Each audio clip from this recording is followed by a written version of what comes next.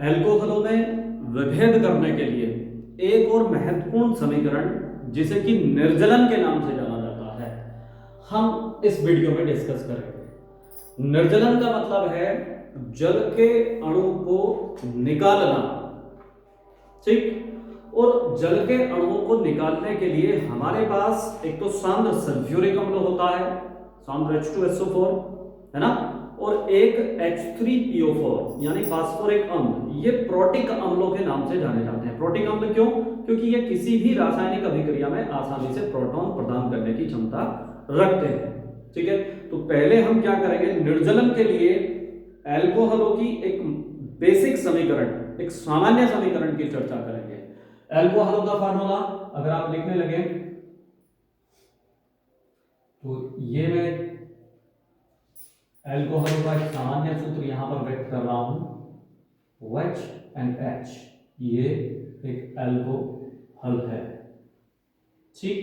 इस एल्कोहल को हमने दो यौगिक बताए थे, एक तो सांद्र H2SO4 आपको लेना है, सांद्र सल्फ्यूरिक अम्ल, या आप इसके स्थान पर H3PO4 फास्फोरिक अम्ल जैसे किसी भी प्रोटिक अम्ल का प्रयोग कर सकते हैं। और जब आप एल्कोहल को गर्म करते हैं इसकी उपस्थिति में, तो यहां से ये H और OH माइनस H2O के रूप में बाहर निकल जाएंगे, और शेष क्या बचा, C, C, ये तो गया डबल बॉन्ड C, C और सिंगल बॉन्ड C। ये डबल बॉन्ड क्यों लगाया मैंने, आप देख रहे होंगे कि यहां पर जब एक हाइड्रोजन और एक OH समूह हटा तो एक संयोजकता में कभी भी संयोजकता को पूरी करने के लिए हमने डबल बॉन्ड का प्रयोग किया, ठीक है।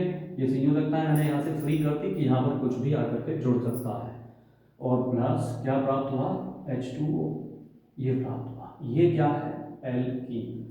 और चूंकि इस रासायनिक समीकरण में एक जल का अणु निकला, इसलिए इसको हम निर्जलन के नाम से भी जानते हैं। तो ये थी सामान्य समीकरण। अब इस सामान्य समीकरण को आधार बना करके हम कुछ एग्जांपल्स डिस्कस करेंगे। सबसे पहला एग्जांपल मैं प्राइमरी एल्कोहलों का लेता हूं। प्राइमरी एल्कोहल के लिए मैं सूत्र इस्तेमाल करता हूं, ये मैं एग्जांपल्स डिस्कस कर रहा हूं।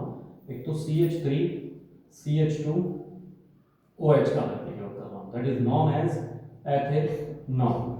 एथेनॉल मैंने यहां पर लिया है, तो CH3 CH2 OH, या आप इसको अपनी समीकरण को आसान बनाने के लिए जरा मैं आपको स्ट्रक्चर के रूप में लिख करके दिखा रहा हूं, CH3 CH2 और OH, ये बन गया एथेनॉल।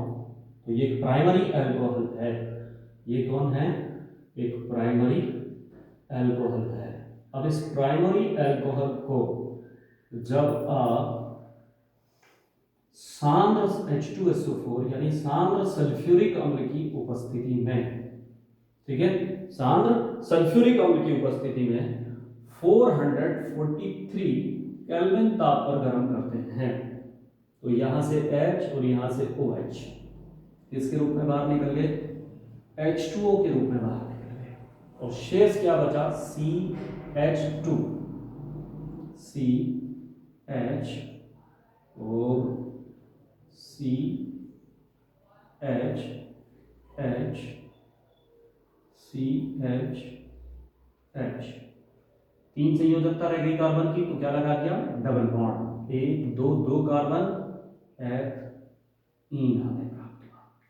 तो आप देख रहे हैं दोनों सामान्य समीकरण से अगर आप कंपेयर करेंगे तो प्राइमरी एल्कोहल, है ना, सांद्र सल्फ्यूरिक अम्ल की उपस्थिति में 443 केल्विन ताप पर जल का एक अणु त्याग कर एथीन नामक यौगिकों का निर्माण करते हैं। अब एक दूसरा एग्जांपल मैं एक सेकेंडरी एल्कोहल का लेता हूं। सेकेंडरी एल्कोहल का जो फॉर्मूला आप लोग बनाते हैं वो क्या बनाते हैं, CH3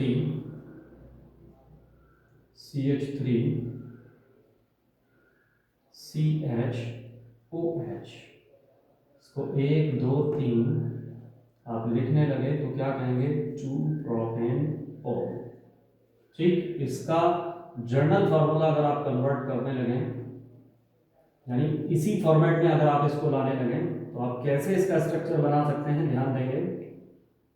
CH3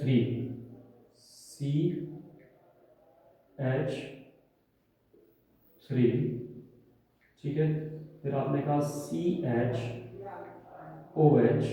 राइट।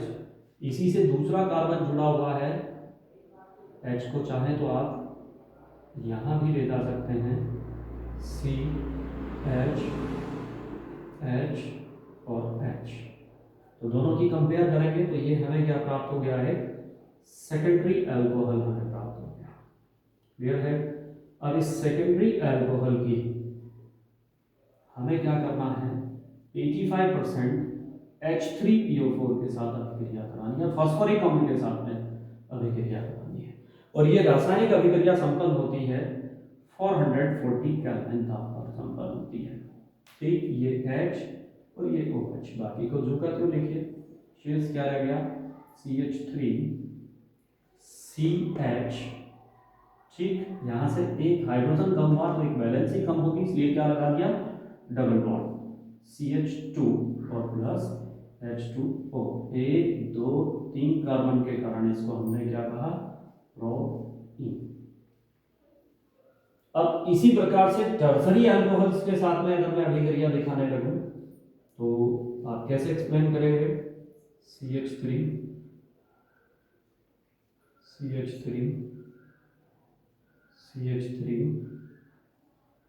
ये किसका उदाहरण है, टर्सरी अल्कोहल का COH। ये कौन है, टर्शियरी अल्कोहल है। इसका मैं एक एग्जांपल लेकर के चलना, इसको स्ट्रक्चर के रूप में अगर आप खोलना चाहें तो ज़्यादा स्ट्रक्चर्स के रूप में ना खोल करके मैं इसको इस तरह से भी खोल सकता हूँ, CH3, ठीक, फिर इसके बाद में COH, यहाँ से क्या लिया मैंने, CH3, देखते जाइए, और तीसरा भी क्या, CH3, ये मैंने एग्जाम्पल दे दिया। तो OH यहाँ से और H यहाँ से ले लीजिएगा, और ये अभिक्रिया संपन्न होती है। इस CH3 को आप चाहें तो ऐसे भी लिख सकते हैं, CH2H, तो यहाँ से निकाल दीजिएगा एक हाइड्रोजन। ये अभिक्रिया संपन्न होती है 25% H3PO4 की उपस्थिति में, और जो तापक्रम की आवश्यकता होती है, जो टेम्परेचर की आवश्यकता होती है, 358 केल्विन ताप की आवश्यकता होती है। यौगिक देखिएगा क्या बनेगा, CH3 और यहाँ से चूंकि एक हाइड्रोजन या एक संयोजकता के रूप में काम हुआ तो डबल बॉन्ड CH2 और प्लस H2O। 1 2 3, तो नाम इसका भी प्रोपीन ही है, लेकिन इसमें दूसरे पर एक प्रीफिक्स है, दैट इज मेथिल, तो 2 मेथिल प्रोपीन। तो आप तीनों रासायनिक अभिक्रिया, चाहे वो प्राइमरी की हो, चाहे सेकेंडरी की हो, चाहे टर्सरी की हो, इन तीनों रासायनिक अभिक्रियाओं को प्रोटिक अम्लों, चाहे आप सांद्र H2SO4 का प्रयोग कर सकते हैं या H3PO4 का प्रयोग कर सकते हैं, इनकी उपस्थिति में जब आप गर्म करते हैं उच्च ताप पर तो आपको एल्कीन प्राप्त होती है, और साथ साथ जल का एक अणु निर्गत होता है, इसलिए इसको निर्जलन की अभिक्रिया के नाम से जाना जाता है। अब यहाँ हम लोग अल्कोहलों में विभेद की बात कर रहे थे, तो एक छोटी सी चीज ध्यान देनी है कि टर्सरी अल्कोहल कम ताप पर एल्कीन्स बनाती है, या ये कह सकते हो कि जल का अणु निर्गत करती है, ठीक है। और प्राइमरी अल्कोहल वो उच्च ताप पर जल का अणु निर्गत करती है, तो इनका एक क्रम बना सकते हैं कि टर्सरी अल्कोहल, ठीक है, मैंने इसका एब्रिविएशन लिख दिया TA, अधिक सुगमता से निर्जलन की अभिक्रिया करती है, किसकी कंपेयर में, सेकेंडरी अल्कोहल की, ठीक, और सेकेंडरी अल्कोहल अधिक सुगमता से करती हैं किसकी कंपेयर में, प्राइमरी अल्कोहल की। तो ये हो गया इनका निर्जलन की रासायनिक अभिक्रियाओं को देने का क्रम। तो जो अल्कोहल जल के अणु का त्याग शीघ्रता से कर दे वो प्रत्यक्ष अल्कोहल कहलाएगी, और जो उच्च ताप पर इस घटना को घटित करे वो प्राथमिक अल्कोहल कहलाएगी। तो इस तरह से हम क्या कर सकते हैं, अल्कोहलों के बीच में विभेद उत्पन्न कर सकते हैं। ठीक, तो आज हमने जो पढ़ा है, चाहे वो स्थिरीकरण की अभिक्रिया हो, चाहे वो निर्जलन की अभिक्रिया हो, एक दो समीकरण और जो हमने पढ़ी हैं। देखिए मैं पहले भी डिस्कस कर चुका हूँ, जितनी भी इक्वेशंस आपको दी जा रही हैं, जब तक आप उनको जर्नल समीकरण के आधार पर जो एग्जाम्पल्स हैं उनको लिख लिख करके प्रैक्टिस नहीं करते हो, तब तक वो आप उसमें एक्सपर्ट नहीं होंगे। So keep practicing hard. जय